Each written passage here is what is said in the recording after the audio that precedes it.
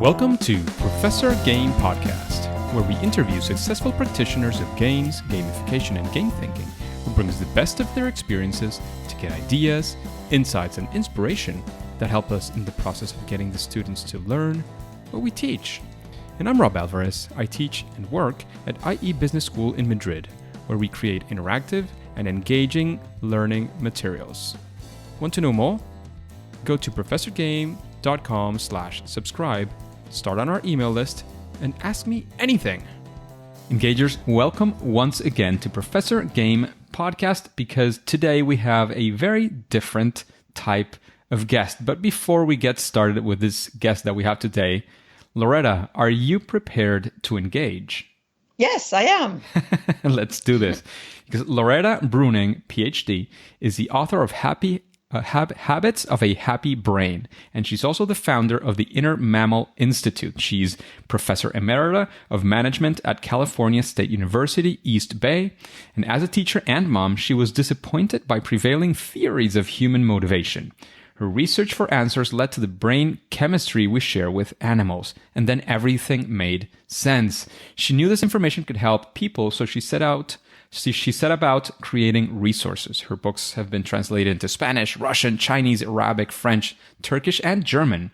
Her videos, blogs, and many of her other media are free at the Inner Mammal Institute. So this looks great, and I guess that from that intro you understand why, even though Loretta is definitely not a gamification game designer or similar, we are very interested in all of these things that she's been researching and understanding to a deeper level. So Loretta, is there anything that I'm missing from that intro? Anything we should know about you before we get started? Yeah, the subtitle of my book, Habits of a Happy Brain, explains the whole thing. It's called Retrain Your Brain to Boost Your Serotonin, Dopamine, Oxytocin, and Endorphin Levels. And gaming is one way that people boost them. So there you go. I'm sure you've heard about all these brain chemicals before. So the endorphins, the oxytocin, the dopamine, all of these things we've heard about before, but definitely I would not be honest in saying that we are, as gamification design and game design experts, we're not experts on a topic like this one, because there is a lot of science behind this. There is a lot of research. There's many things that could be confused or could be confusing to many people as well. So that's why we have Loretta today with us, because she has a very specific as well take on all these things. So Loretta, before we get started in these questions about the brain chemicals, I've heard that there is this story about a game back in the day. I think it was Myst. I don't know what that story is about, but can you give us a quick, so that we can segue from that into the rest of the interview?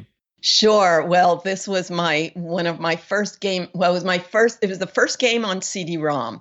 Before that, we had games on floppy disks that I did with my kids. For those of you who don't remember floppy disks, when you're saving a document in Word, that the button you click there, that is actually a floppy disk. So for people who've never seen even a CD sometimes, that is actually a floppy disk. That's not the save button only. It is a floppy disk. So there you go. So, and just so people know, a floppy disk is made out of this thin plastic. It's very fragile. And that was even a big advance over what we had before. So I went on a trip without my family. And when I came home, my husband had bought Myst. And in order to play it, you had to buy a CD-ROM drive and a whole multimedia package.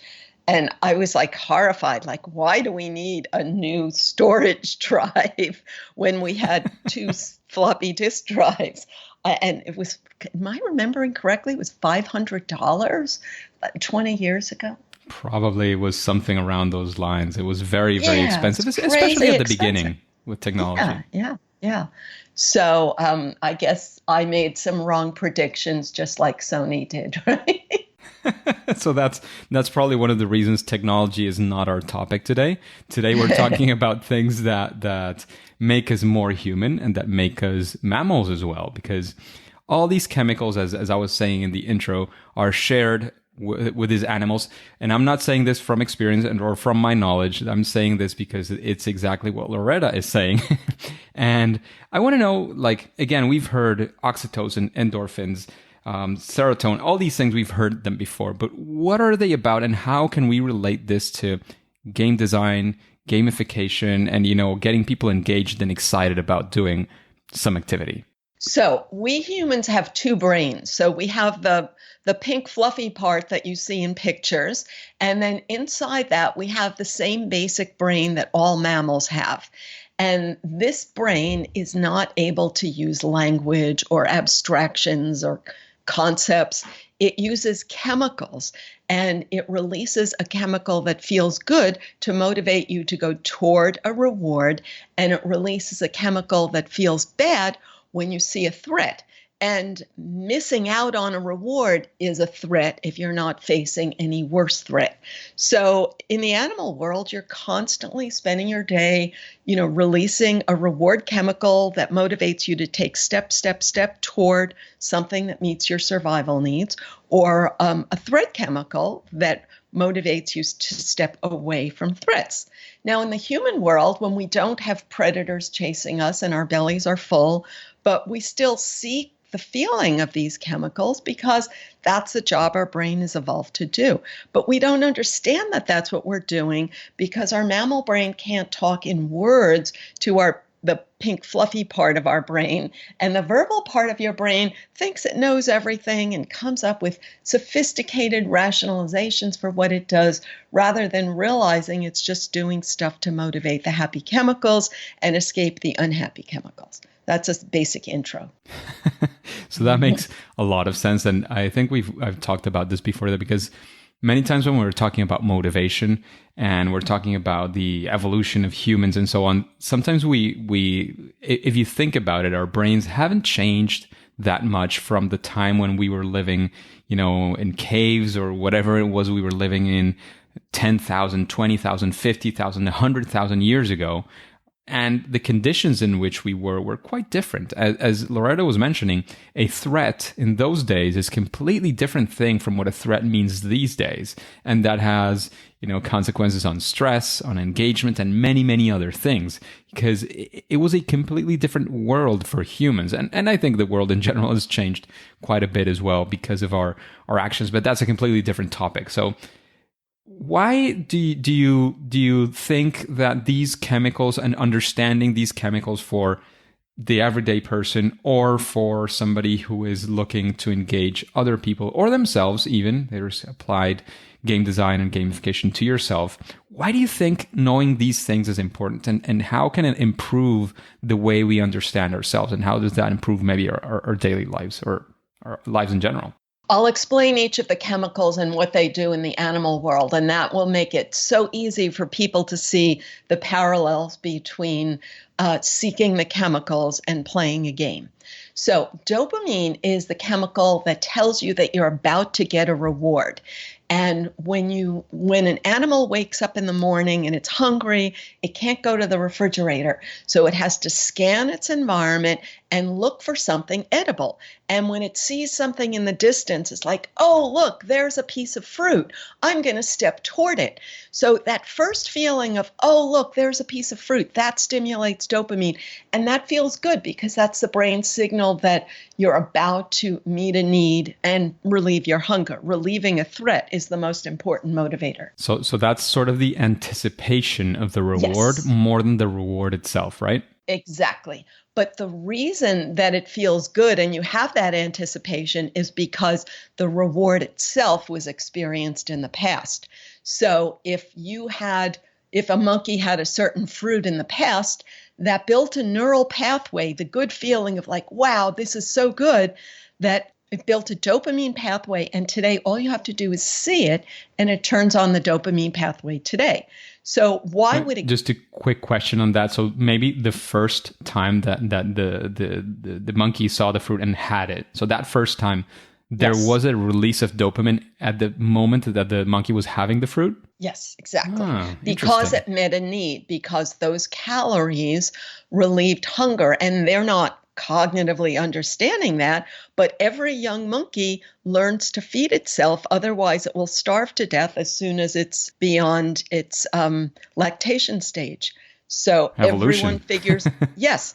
So every monkey figures it out because dopamine makes it feel good, and dopamine builds a reward pathway anytime you experience a reward, which wires you to seek that reward again.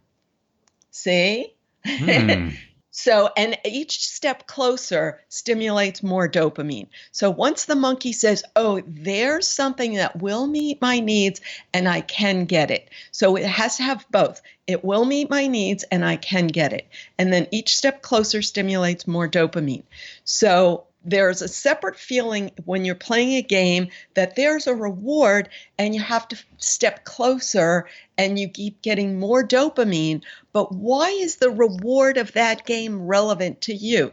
Something in your past experience created a link. I'm going to feel good if I get this reward. So the first experience is fundamental in a game in that sense, and that's what we've seen through many things. But this is probably the reason why those first experiences are so important. So that first neural pathway is created, and then it has to be fed every now and then so that the player is receiving these shots of dopamine, so to speak, for every now and then, because of course you cannot live on dopamine constantly, right? Yes, and it's easy to see how a lot of games rely on something like, let's just say, candy, a reward that is already familiar to your brain. So you're stepping toward candy. But another thing is social reward. So that's another huge topic. And there's a social reward from the act of playing the game itself, possibly, or the game is modeling a social reward, and that's why you're motivated to step toward it. And that's a different chemical, or it's dopamine as well? No, social rewards are two different chemicals. And then dopamine, when you anticipate the social reward, then you get dopamine also. So social rewards, there's two different kinds. So if you think about it, there's one social feeling of belonging, and there's a different social feeling of like, I'm the man. Like it's called social dominance or social importance or respect or recognition, or let's call it winning, frankly. Achievement. And exactly. And that's separate from like being accepted as one of the gang. So from an animal perspective, being in a herd feels good, but it's not the kind of social support that we humans idealize with our big brain, because in fact, animals seek a herd so that someone else gets eaten by the predator because they push their way to the center of the herd. So we all have this herd feeling because when you're isolated, your mammal brain says, whoa, I'm the one that's going to get eaten, so I have to find a herd. And when we are isolated, we feel bad, so we seek that, and that's the feeling of oxytocin. And that's separate from, I want to be a person of importance in my herd. I want to be recognized, and that's serotonin. I'm going to pause for a second and go back to the oxytocin. So that is when you feel part of that herd, and I'm guessing again that this is related because, as you were mentioning, back in the day, not being a part of a tribe, of a gang, it would almost definitely mean that you were not fit to survive. I mean, we're Exactly. I don't know, a wildcat. There's so many animals that can just survive on their own in the wild. Our bodies are fragile. So our evolution is to be within a social environment that allows us to actually survive. Is that right? Actually, almost all animals make groups. So a wildcat, very few exceptions, and a wildcat is the exception, but almost all other mammals seek groups. Okay. And then you were moving on because we were talking about these two separate brain chemicals. So now we've gone through dopamine, which is the anticipation of the reward, and the first time that you get it, it's actually the reward itself. But then it's actually the anticipation of that reward. Then right now we were talking about oxytocin, which is the dopamine that is released by conducting activities that make you feel part of that group. So a modern example would be, I don't know, I'm a fan of football. So, rooting for my football team or wearing the t-shirt of that football team makes me feel part of that group. So that is probably releasing oxytocin. right? That's a great example. And also, I'm thinking of like a multiplayer game. Absolutely. Or if you get invited to play games with people and you don't get, excuse me for saying, if you possibly didn't get invited to some other thing, then your brain connects gaming with the safety of the herd and the relief of that threat of isolation. Yeah, and I don't know if you've read it as well.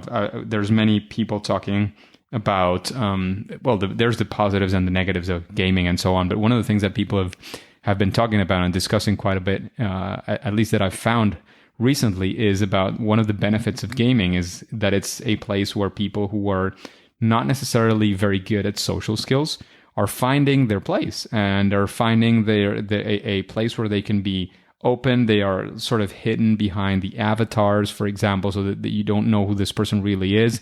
If you try to hurt this person, emotionally, they can just shy away, disappear, and go to another group and feel welcome there. So there has been a lot of talk recently about how games are able to do this very, very effectively. Yes, and it would be even better if it led to skills that could transition to other social contexts. Absolutely. That makes it absolutely even better. What I mean is, within a context where we have even heads of state saying that violence and whatever is responsible, the games are responsible of so many bad things. I think that it's also important to share the good news that are actual things that are happening now, not just about the potential, which many things do, but in general, games are that sort of social integrator for people. So I guess we have understood now at least the basics of these two chemicals. What is that other one about achievement or priming, socially priming? It's not just being part of the group, but being maybe a leader or maybe a prominent figure. How does that translate again into the mammal world, into the humans, and how can we use these kinds of things in our designs? Well, it's amazing to learn. I was amazed to learn that animals have social hierarchies. So every mammal group has a hierarchy where every individual knows how they stack up against others. And their brain is always keeping score of that. And when they get a little advanced in their social power, for one moment, they get a little burst of serotonin. And when they lose social power, they get a little burst of cortisol, what's called the stress chemical. And the simple example is if you're a monkey and I'm a monkey and there's a banana between us, if I'm the weaker monkey and I reach for that banana, you're going to bite me. And getting bitten is a big survival threat, bigger than just losing out on a banana. So, a mammal will go and look for, I'm going to go find a different banana next to someone where I'm the stronger individual. So our brain is always looking for, how can I be in the one-up position? Because it's a matter of life and death. I won't get the banana. I won't get the mating opportunity unless I put myself in the one-up position. And serotonin is your brain's reward. It's like, yes, now you're the one-up position, so you can act. You're the one who's primed to get this reward, and it's because you're in that social skill. So I was listening to you, and relative strength. Exactly, relative strength. So I was thinking about what you were saying, and two things came to my mind. The first is a rather discussed thing about leaderboards and relative leaderboards as well, where you don't want to see your position if you are number 101. But you might want to see how you stack with the two people above you and the two people below you, because that's a competition where you can compete. That's a great idea. Yes, exactly. And there you can maybe see if you are able to, stack up over there. And within that, my doubt here comes in, and especially since we're talking about these chemicals and about, human behavior, is there a difference? Like, again, biologically, I want to try to be as neutral in that sense as possible, but biologically, is there a difference in mammals between the male behavior with this brain chemical and female, like male and female? Is there a way? Because social priming, one of my in monkeys you were mentioning, there's a big difference between the male monkey and the female monkey, and what they're trying to achieve, and what does that social scale look like. That's what I'm guessing, but I'm not. Of course, I would like to defer to you for this thing? Like, is there an essential difference there, or or again, usually, or is it exactly the same? Oh, sure. I'll explain that. But first, let me give you this example and then you'll see. Great. When you mentioned if a person is in position 101, they don't necessarily want to see that.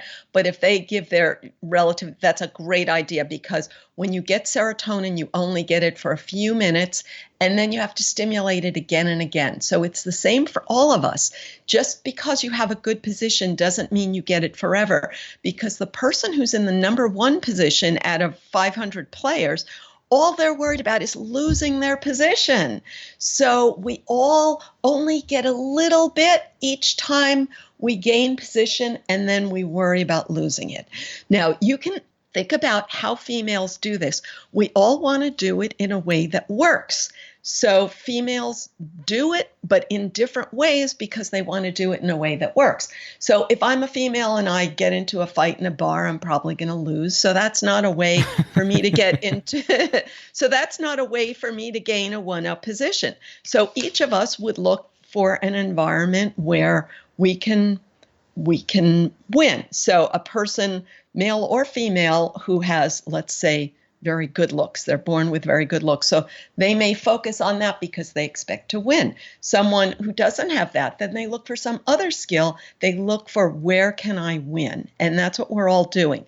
Now, from the monkey perspective, from evolutionary perspective, males tend more toward a quantity strategy and females tend more toward a quality strategy, because females can only have a limited number of reproductive opportunities in terms of passing on their genes. So from a female's perspective, keeping the child alive promotes her genes more than just making more babies.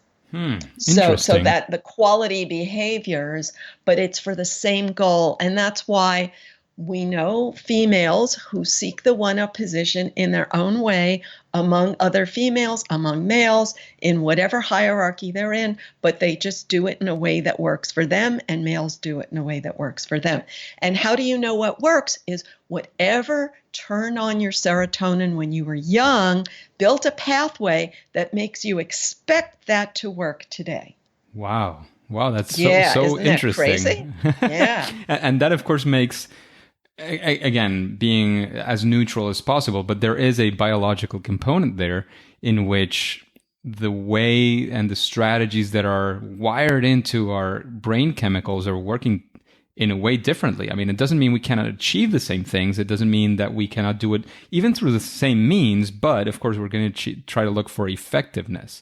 So the strategies, usually from a female and a male, are going to be differing in certain ways, because one of the things that I've heard about as well is, and that there's a few experts as well on the gamification field talking about, the female perspective. And again, this doesn't have to do directly necessarily with gender only. I mean, there's people who have, there's men who could have some of these female related to female characteristics and back and forth.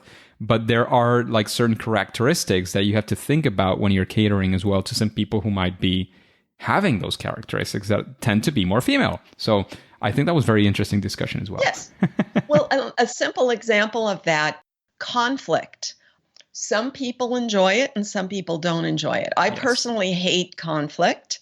And so a game that is rooted on conflict is going to make me uncomfortable. So if a person can invent a game that's not rooted in conflict, I'm going to like it. Yeah, absolutely. And that's where collaborative games come in as well. And then there's the mix of having collaboration within a team that has a conflict with another team or another set of teams and so on. So there's all sorts of mixes in there.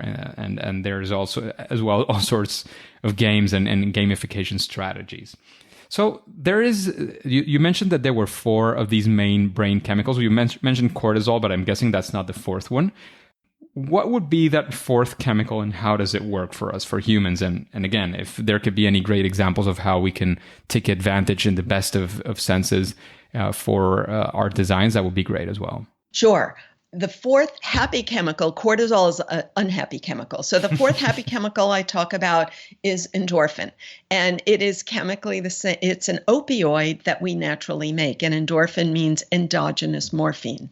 So it is a chemical that masks pain. And in the animal world, if you have a predator whose jaws are clenched on you, but you're still able to run and save your life because endorphin masks pain for 15 minutes. And it's only stimulated by real physical pain. So we're not designed to inflict pain on ourselves to seek it. And so that's why I'm always very careful, because I live in a community with a lot of exercise addiction where people inflict this kind of pain on themselves to get the endorphin, and I'm not advocating that. But it's nice to know that laughing triggers a little bit of it because it jiggles internal muscles that we don't use that much. So I'm thinking about a person either watching a football game or playing a game, and when you have like yay, when you cheer, to me that's endorphin. Interesting. I had no idea that that's the way it worked, and it was only related to some sort of pain, and that of course again that pain could be even from laughing, as you were mentioning, because that's triggering some things that are not usually triggered, and in a micro level it's also triggering a little bit of pain, and that's where the endorphins kick in. Just a little bit of endorphin. So it's not the quote unquote endorphin high that people get from running. And I'm saying that we're not really meant to chase a high, but we could be happy with little moments of it. Interesting. So there's many like small ways in which you can achieve that. But it's interesting to know that there has to be a little bit of pain, a little bit of struggle. And my question here is, because one of the things that our games are good at is posing a challenge, basically putting obstacles to people, because a game, it can be even defined by many people as a series of obstacles that you're meant to overcome. Yes. So those struggles and those challenges that are posed to people, can those trigger as well the endorphin, even if it's not in a physical sense, if it's not a physical challenge necessarily? So, an obstacle, I think, triggers cortisol, which is the stress chemical. So it's the relief of cortisol. It's the release of an obstacle that triggers dopamine in the thought, and then endorphin when you physiologically, jump up and have that, your breathing muscles, when you have like a burst of excitement in your breathing muscles. And it's when I equate it with pain, it's because these muscles are not getting enough use. And when you burst them into action, that's the point. So bottom line, laugh a lot, but not too much, because if you laugh too much, you'll be exercising your laughing muscles, and then you won't get your endorphins from laughing. That's the problem of what's called habituation. Yes. Absolutely. So, Loretta, we've had a very different interview today. I've been having a lot of fun, but I do want to make you a couple of questions of what we usually make our guests. And you did hear a couple of past episodes and guests as well. Is there, when you heard these things, did anybody come to your mind and say, I would really like to listen to this person answering these questions, because I would be curious about knowing what the answers are or what his or her perspective is? Did anybody come to your mind that you would like to listen to, like in an interview here in Professor Game? Oh, I'm sorry. You know what? My memory is not that good, so I don't remember them. Sorry. No worries at all. That's fine. And again, we also understand and we also know that you're coming from a different field, so that makes a lot of sense as well. But we just wanted to know if there's anybody who popped into your mind when you heard it and you say, I've heard or I read this interview here or saw this or that thing, and I would really like to listen to this person before. Yes, I could think of people. They weren't necessarily on your show. Yeah, exactly. Yeah. Oh, okay. So my hero is David Attenborough, and he does the wildlife videos. And most people, if they heard his voice, they would know him instantly. He's 95 years old, and he's still making nature videos. And he really invented the genre. And the reason he's my hero is because he acknowledges the conflict and the competitiveness and the status seeking among animals, whereas a lot of people are now making videos that suggest that animals are all cooperative and empathetic, which is BS. Not even all the animals, but I would argue that, I mean, humans, there are humans who are more competitive and there are humans who are more collaborative, but it doesn't mean that I mean, we can deny either in any way. So when you collaborate, it's in order to advance yourself. So animals do the same thing. They collaborate in order to defeat a common enemy. And then once they've defeated the common enemy, then they compete for the status that the common enemy had. So their brain is good at calculating when to collaborate in order to meet their own needs. That makes a lot of sense. So besides your books, Loretta, is there any book that you would like to recommend to this audience, to the engagers? And why would you recommend such a book to us? Besides, of course, all of your books, which we will definitely put in the show notes. So the first book that got me on this whole subject was called Chimpanzee Politics. And the subtitle is Power and Sex Among the Apes. And this book is somewhat realistic observations. I say somewhat because it was done in a zoo rather than in the wild. And the author of this book has now recanted and gone to the other side of, he's the leader of the animals are empathetic movement, but he originally did his PhD work observing the facts and the reality. And then an even more direct book about this, it's called Machiavellian Intelligence. And it's about the Machiavellian intelligence of macaque monkeys. So Machiavellian Intelligence. Sound like two great books, and especially to understand, because again, when we're designing and when we're thinking of gamification, we're thinking about the motivations and why people would do things. And sometimes it's a very, conscious thought, the as you were saying, the fluffy pink part of the brain. Many times as well, it's, all these chemicals just working. So I think that these are very relevant and very interesting things to read as well, to complement our understanding of humans and in this case of human, chemicals and brains. So I think that's great. So Loretta, thanks.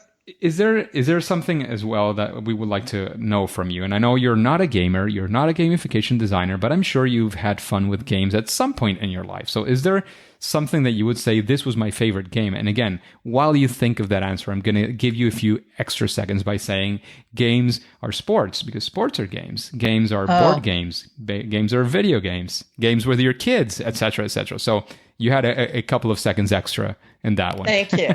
Yeah, no, you got me thinking about one that was very central to my life in many ways. So it's Oregon Trail. So is Oregon Trail still existing in new formats or what? Because I did play it on floppy drive. Does it still exist? I know it still exists. I'm pretty sure that there have been people doing some sort of editing to that, but I think that the original one is still, played in many ways. I mean, not necessarily in a floppy drive, but that it is available in the internet and still used by people. Well, so let me explain why I refer to it all the time. In the state of nature, variety is what stimulates your dopamine. So if you're on the Oregon Trail and you have nothing to eat but, let's say, beef jerky every day, and then you finally get to a place where they have fruit trees and you're thrilled, you're ecstatic because you finally get to eat something different. And without having conscious knowledge of nutrition, the ecstasy is your dopamine rewards you for meeting a need. And when you're eating the same food every day, then fruit meets your needs. But now let's imagine you're on the Oregon Trail for another week and you're eating nothing but fruit every day, and now you're bored with the fruit. So this is how our brain works, is you habituate to whatever you have and it stops making you happy. So even though if you think, I'll be so happy when I get to an oasis and get water, but then once your water need is met, then you're not the slightest bit happy about water. So that's how our brain works. It's the unmet need that stimulates your dopamine, and the Oregon Trail is like a perfect metaphor to help us understand that. Wow, that was inspiring. So Loretta, thank you very much for coming into Professor Game's world and talking today with us, all of the engagers who are listening. in today's episode. Is there any final piece of advice you want to leave us with? And then, of course, let's go into Plug Zone and let us know where we can find you. What's your webpage? If you are into social media, where we can find you? I don't know if you want to mention a few of your books, and then we'll say it's game over. Sure. Well, I always try to bring up the topic of social comparison. So as I mentioned, when you compare yourself favorably to others, you get a little bit of serotonin, and then your body soon metabolizes it and the good feeling is gone, and you have to compare yourself favorably to others again to get more of it. So this is very frustrating. And when you're not getting the serotonin, then you may even think other people are putting you down. So it's very important to know that your monkey brain is creating this feeling. Nobody is putting you down, and you are doing the comparing yourself, and you have power over it, and you could just artificially construct any positive comparison that you want, and then you'll feel good without driving yourself crazy. I heard somebody on a podcast I follow, and one of the phrases he uses a lot is compare and despair. So the only person you should compare yourself to is yourself yesterday. And if you're winning there, you're winning. So Jolly Dumas, there you go. That's your phrase. So I'm not going to take it. But I think it's a fantastic way of illustrating this concept as well. Great. So Loretta, where can we find you in the internet, in the social media, etc.? Sure. So I have a website, innermammalinstitute.org, innermammalinstitute.org. Everything is there, all of my books, my free videos, my podcast, my slideshows, and everything you can think of. Fantastic. Thank you very much once again for being with us today, Loretta. However, for now and at least for today, it is time to say that it's game over. Bye. Hey, Engagers. Thank you for listening to Professor Game Podcast. And can you tell me, how are you listening to this podcast? Well, maybe not, because there's no direct feedback through this app. But if you're doing it through a podcasting app, have you subscribed and rated this podcast? Please do so, because that way we can reach more engagers like you to achieve our mission of making learning amazing through gamification and game-based learning and serious games and game thinking and all of these strategies that we get from games. And if you want the instructions, all you have to do is go to professorgame.com/iTunes. And before you go on to your next mission, would you like to know what's up next week? Well, then again, subscribe using your favorite podcast app and listen to the next episode of Professor Game. See you there.